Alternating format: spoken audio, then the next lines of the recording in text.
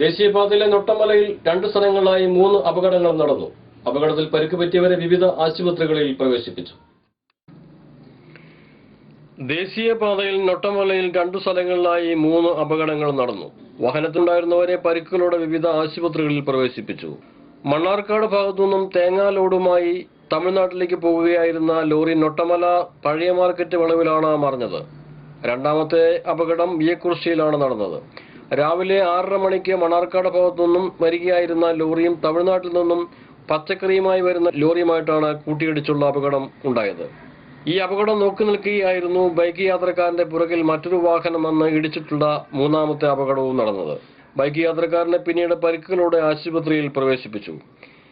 തേങ്ങ കയറ്റി പോകുന്ന TN 524709 എന്ന നമ്പറിലുള്ള ലോറി അമിത വേഗത്തിൽ ആയതുകൊണ്ടാണ് നൊട്ടമല പഴയ മാർക്കറ്റ് പരിസരത്ത് ഉൾപാത മളവിൽ നിയന്ത്രണം വിട്ട് മറിഞ്ഞത്.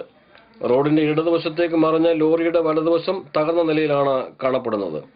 ഡ്രൈവറുടെ കാലിന് പരിക്കുകൾ പറ്റിയിട്ടുണ്ട്. ഡ്രൈവറെ വട്ടമ്പലം സ്വകാര്യ ആശുപത്രിയിൽ പ്രവേശിപ്പിച്ചു. ലോറിയിലുണ്ടായിരുന്ന തേങ്ങാലോട് പൂർണ്ണമായും പുറത്തേക്ക് തെറിച്ചു പോയിട്ടുണ്ട്.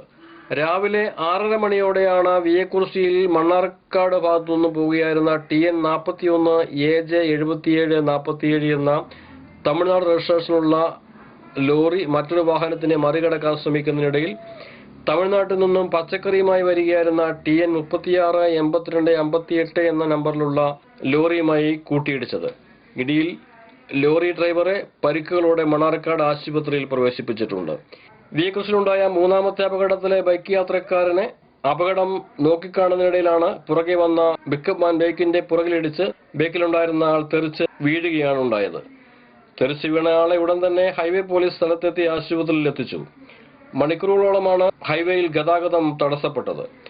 നട റോഡിൽ ഇടിച്ച 2 വാഹനങ്ങളെയും ക്രെയിൻ വന്ന് മാറ്റിയതിനു ശേഷമാണ് ഗതാഗതം പുനഃസ്ഥാപിക്കാൻ കഴിഞ്ഞത്. ഹൈവേ പോലീസിന്റെ ശക്തമായ ഇടപെടൽ മൂലമാണ് ഗതാഗതം എത്രയും പെട്ടെന്ന് പുനഃസ്ഥാപിക്കാൻ കഴിഞ്ഞത്. എന്നാൽ ട്രാഫിക് പോലീസ് സ്ഥലത്ത് എത്തിയതുമില്ല എന്നുള്ളത് എടുത്തു പറയേണ്ട മറ്റൊരു കാര്യവുമാണ്.